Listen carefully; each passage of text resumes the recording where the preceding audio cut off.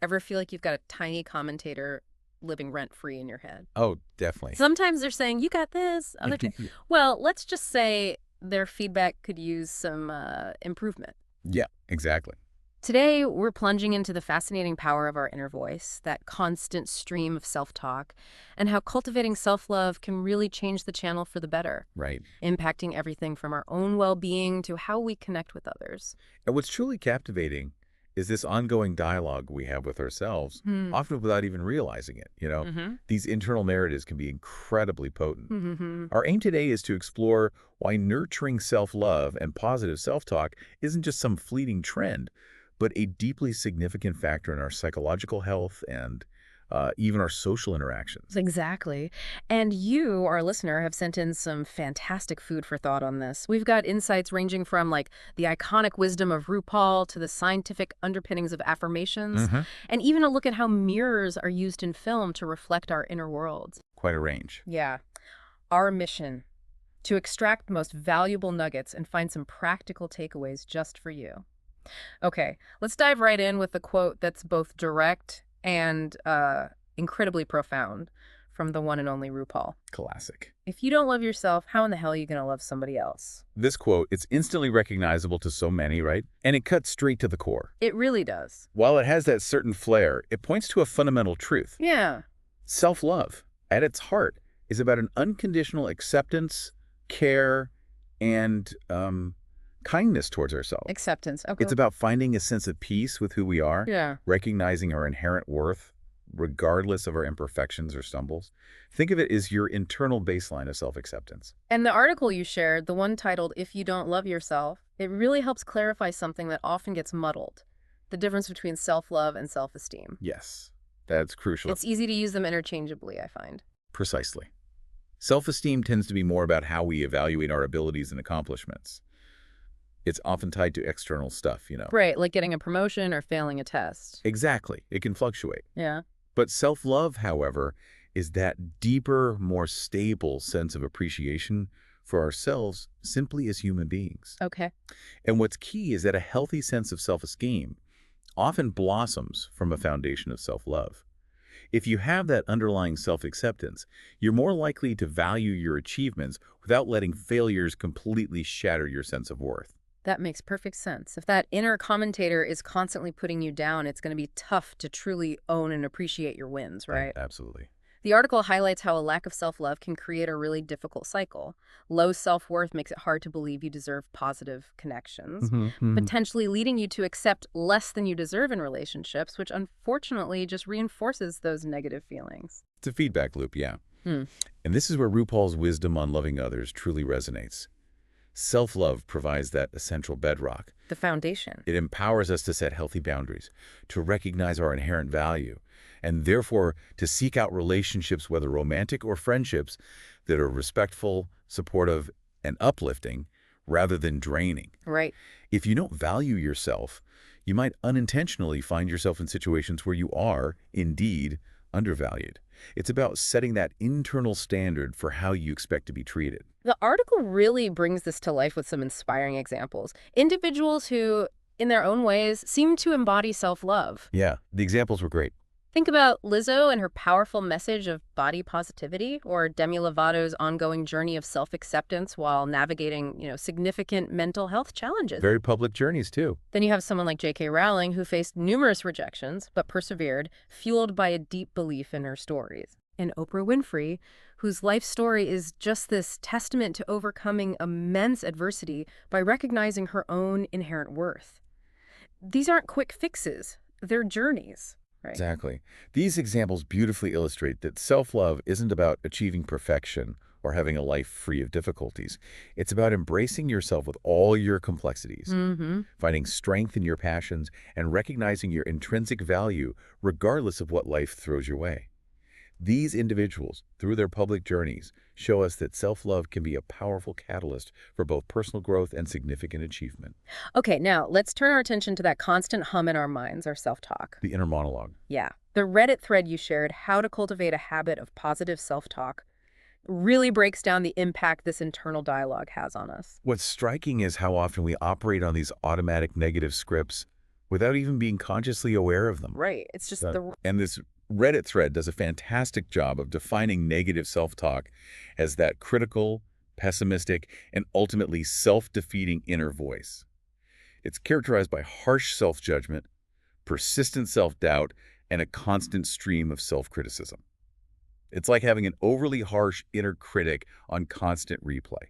And the thread gives some really relatable examples, things I think many of us experience, like catastrophizing, immediately jumping to the absolute worst case scenario. Oh, yeah, this is going to be a disaster. Totally. Or overgeneralization, taking one negative event and blowing it up into a never-ending pattern. I always mess this up. Then there's personalization, where you automatically blame yourself for stuff that's actually outside of your control. Right, yeah. Filtering, which is focusing only on the bad bits and ignoring any positives. Making comparisons that always leave you feeling inadequate. And labeling yourself with really harsh terms like, I'm such an idiot. Yeah, those labels stick. It's a surprisingly common and often quite damaging mental habit. And notice how these common patterns, catastrophizing, labeling, all that stuff, they all share a core element, a fundamental lack of compassion towards oneself. That's a great point, that lack of kindness. Recognizing that underlying harshness is the first step to changing it, I guess. Absolutely. And the article on the role of self-talk in CBT directly links this to our mental well-being. It explains how cognitive behavioral therapy, or CBT, places a significant emphasis on identifying and then actively challenging these unhelpful negative thought patterns. So CBT tackles this head-on. It really does. Self-talk is a central focus. The core goal in CBT is to help us replace that damaging inner dialogue with something that is more realistic, balanced, and ultimately more constructive. So what are some actual strategies we can use to cultivate a more positive inner voice? The Reddit thread offered some really practical ideas. Yes, and these are also grounded in principles used in therapeutic settings. Yeah. Reframing negative thoughts is a key technique. Reframing, how does that work exactly? It's about learning to consciously identify a negative thought, like catch it, and then replace it with a more positive, or at least a more realistic and balanced alternative. Okay. So instead of that automatic thought of, I'm a complete failure, you might consciously reframe it to something like, okay, I faced a setback in this instance, but I can learn from this experience and try again. Got it. Less absolute, more nuanced. Exactly. Positive affirmations, those statements designed to reinforce self-belief, or another powerful tool. Like mantras. Sort of, yeah. Think of statements like, I am capable and deserving of success, or I embrace my unique qualities and value myself. Things you repeat to yourself. The thread also highlights the importance of practicing gratitude. Gratitude's huge. Regularly focusing on the things you appreciate in your life to help shift your overall mindset towards positivity. It pulls your focus away from the negative track. And seeking support from trusted friends, family, or even a therapist when those negative thought patterns feel overwhelming, that's crucial too. Definitely. Don't go it alone. And then there's the practice of mindfulness in meditation. Right, being present. Which helps you become more aware of your thoughts in the present moment without judgment, ultimately giving you more conscious control over them instead of being swept away. What's really insightful, as one of the Reddit commenters pointed out, is the need to be honestly positive. Ah, yes, I liked that phrasing. It's not about deluding yourself or pretending challenges don't exist. Exactly. It's about finding a kinder, more empowering, a more balanced perspective while still acknowledging reality. Another commenter shared how seemingly small instances of negative self-talk, even something casual like calling yourself an idiot for a minor mishap, Yes, spilling coffee or something. can accumulate over time and significantly impact your overall self-perception. It's like those little drips that eventually fill the bucket, you know? Each one seems small, but together. That makes perfect sense. It's like consistently hearing negative feedback. Eventually you start to believe it, even if it's not entirely true. Now, this brings us to the lucky girl syndrome trend. TikTok. Yeah, it's been circulating. It's a really interesting example of using mantras for supposed manifestation. Right. Where people repeatedly tell themselves, I am so lucky, everything always works out for me, with the aim of attracting positive experiences. What's your take on this from a psychological standpoint? Yeah, this trend definitely taps into some intriguing concepts surrounding the power of positive self-talk and the idea of the law of attraction. Okay.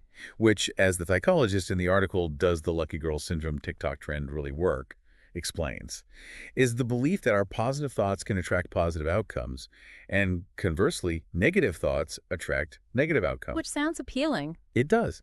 And maybe there's a small element of truth in how a more optimistic outlook might lead to more proactive behaviors. But the psychologist raises some really important points to consider. Right. She acknowledges that there can be some benefit, especially maybe for young women, in practicing kinder self-talk and fostering a stronger belief in themselves. Little confidence boost, sure. However, she also cautions against the dangers of self-delusion and the potential for this trend to actually hinder people from taking the necessary actions to achieve their goals. That's the key bit. She emphasizes that tangible effort, informed decisions, and consistent hard work are still essential ingredients for creating desired results in life, not just, wishful thinking. Action is required. But isn't there a danger of fostering unrealistic expectations? What happens when the luck runs out? Could that lead to a bigger crash? That's a crucial question.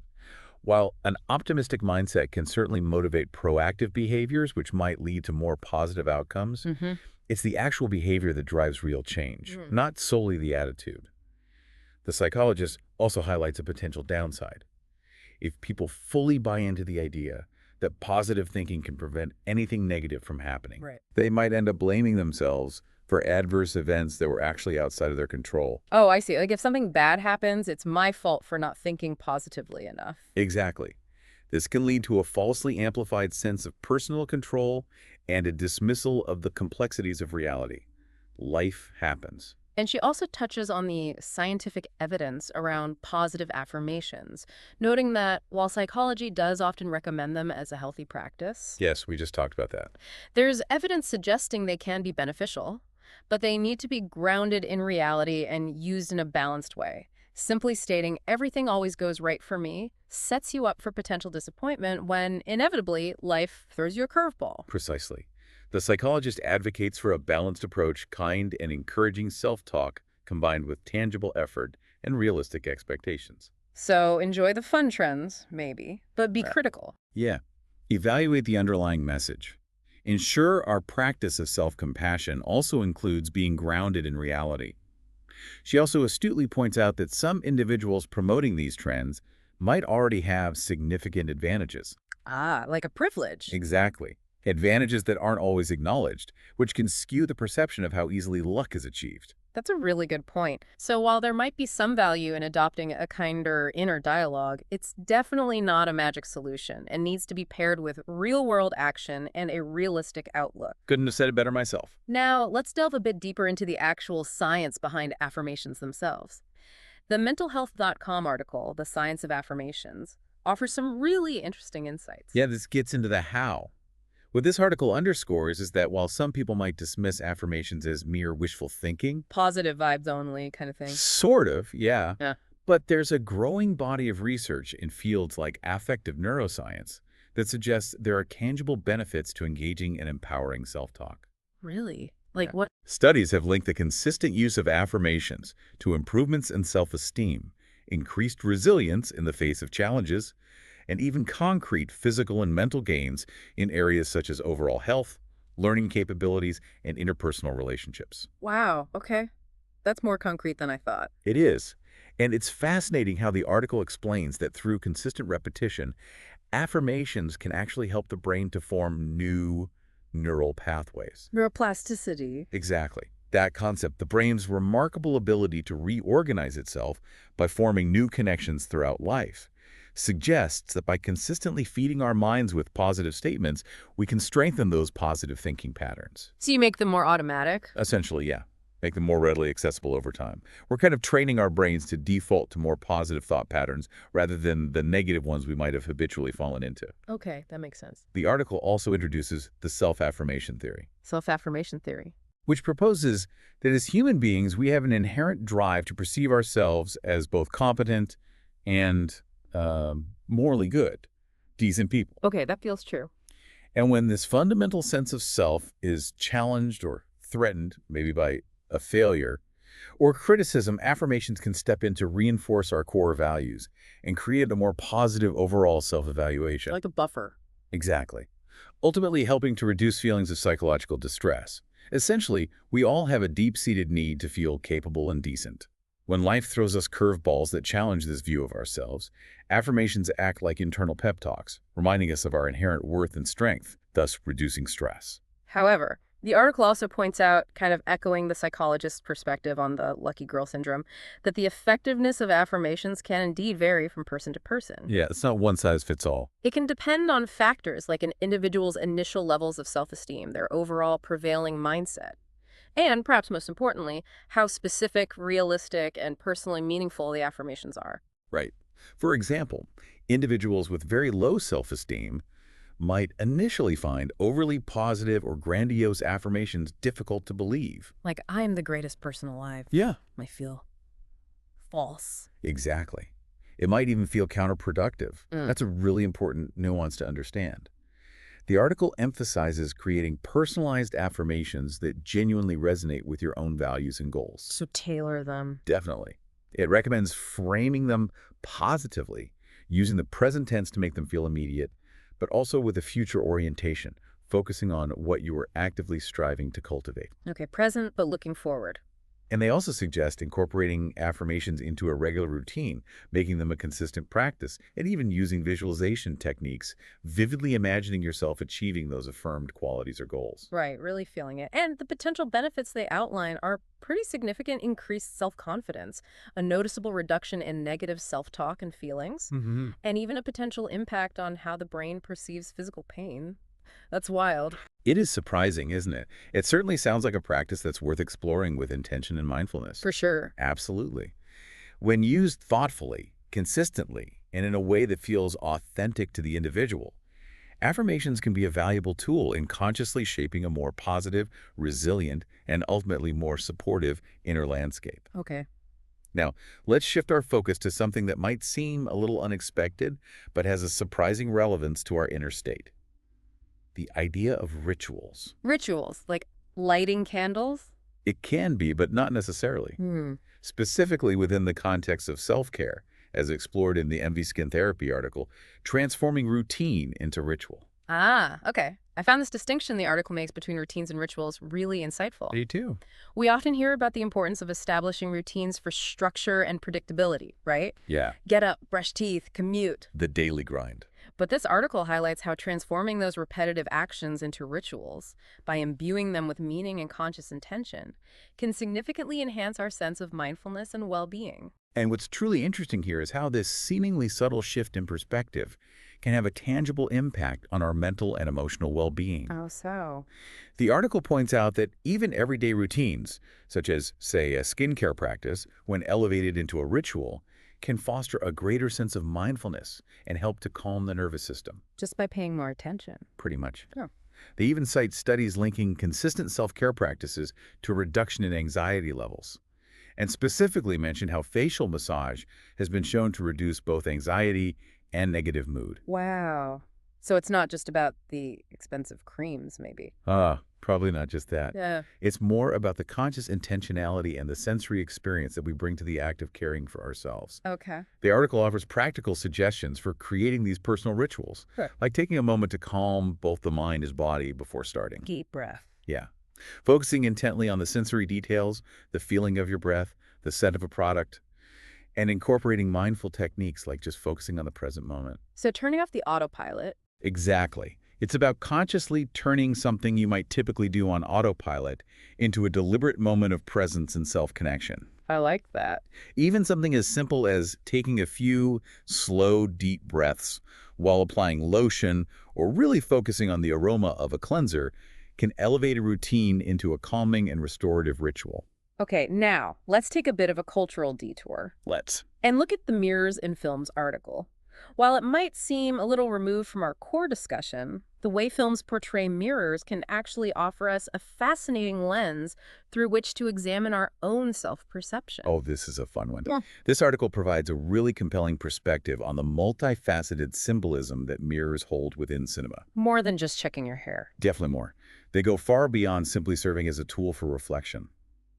Mirrors are frequently employed as visual representations of duality within a character. Like a good side and a bad side. Sort of, yeah. Or the hidden or suppressed aspects of their personality.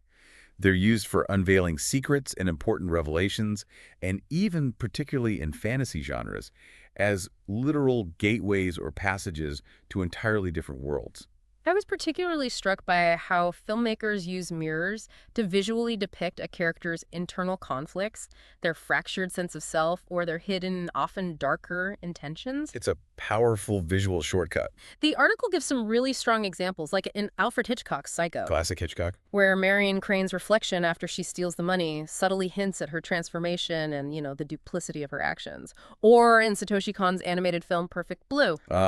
Perfect Blue is intense. Yeah, where the protagonist Mima's unsettling alter ego frequently appears in mirror reflections, powerfully symbolizing her increasingly fragmented sense of identity. It's really effective. Even in Roman Polanski's Repulsion, the distorted reflections in mirrors foreshadow Carol's descent into madness and the emergence of her repressed emotions.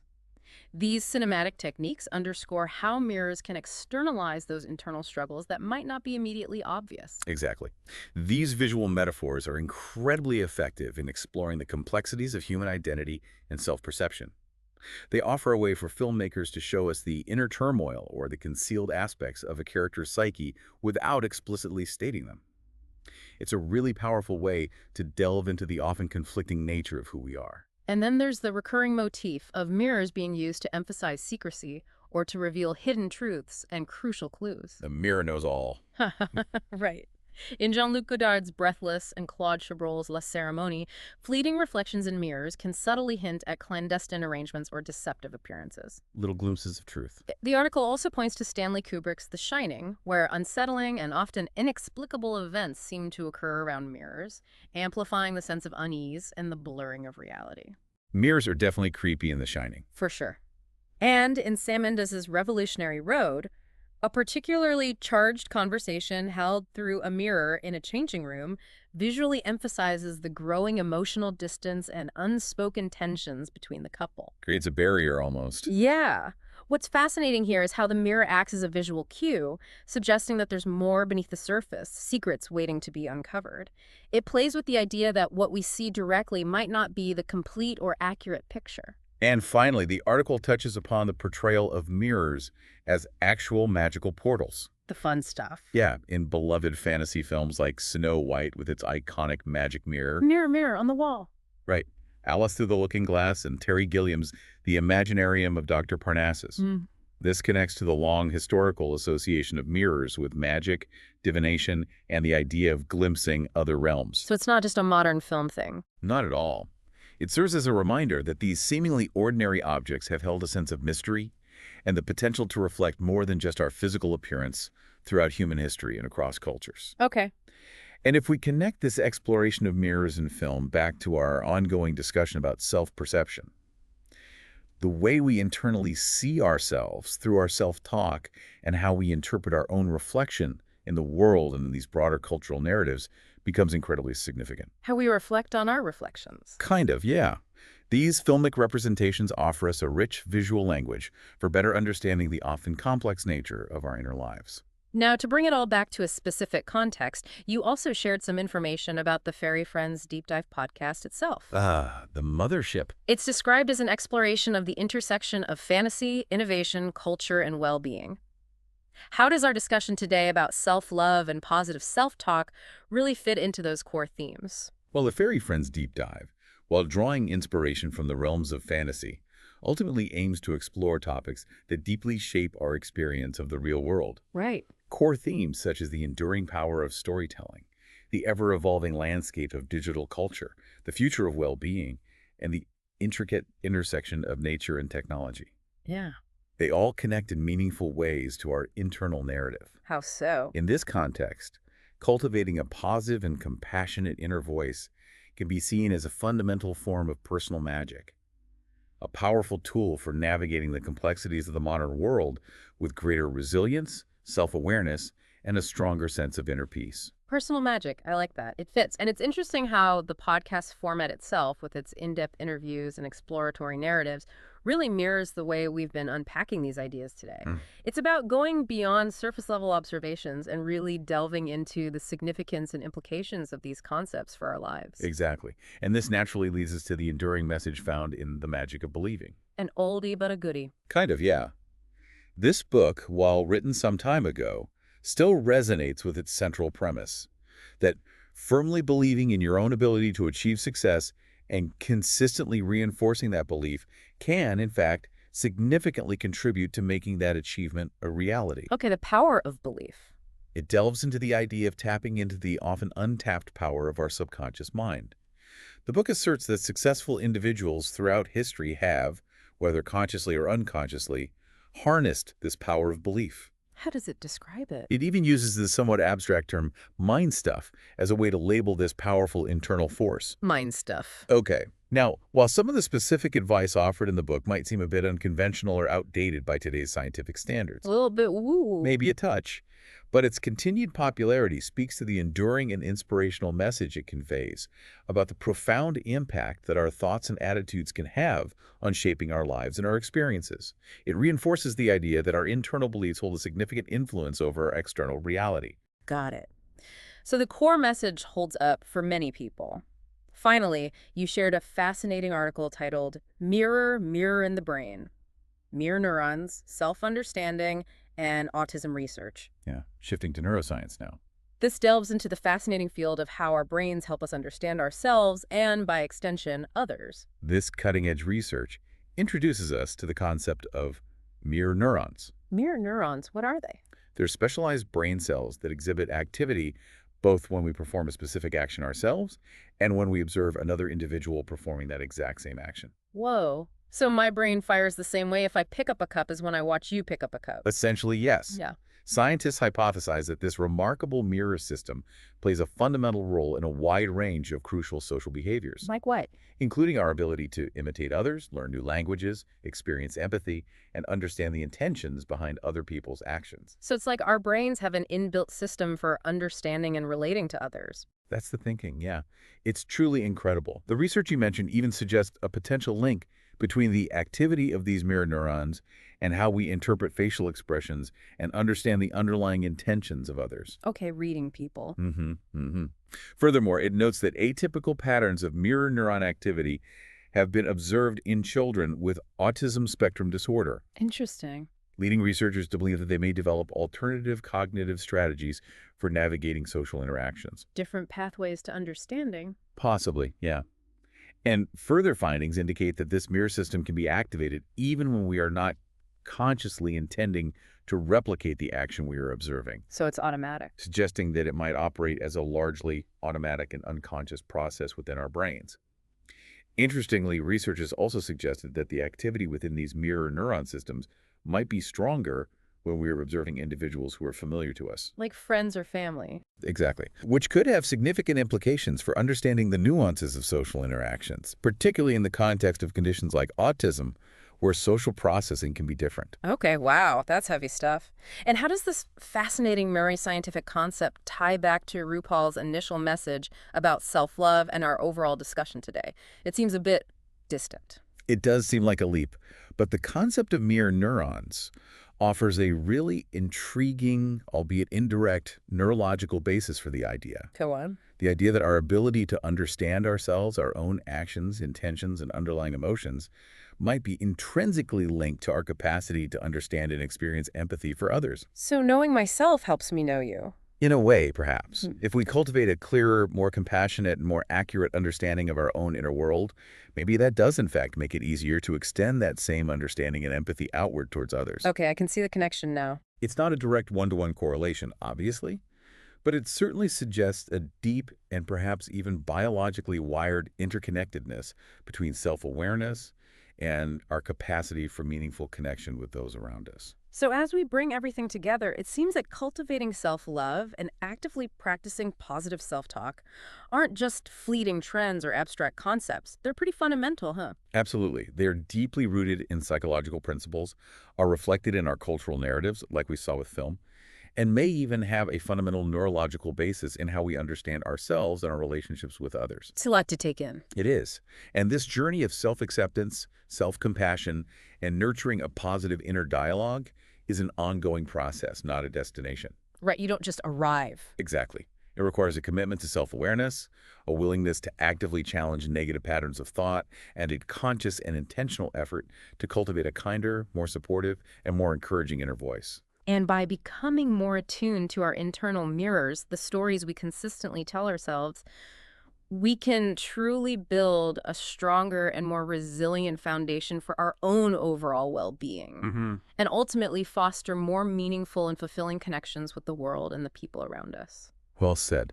And this brings us to a really important question for you, our listener, to maybe ponder this week. Okay, leave us with something to think about. How might intentionally taking some time this week to reframe even one or two of your typical negative inner dialogues, maybe replacing them with more compassionate and realistic statements? How might that subtly shift not only the way you perceive yourself, but also the way you interact with the world and the people in your life? That's a good one. Definitely a thought worth reflecting on as you go about your week.